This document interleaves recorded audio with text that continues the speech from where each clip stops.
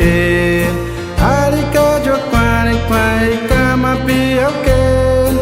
Arika jo kwari kwari kama pio ke Ala be me kuro chapulane ala chuka pri Jame ajuka pri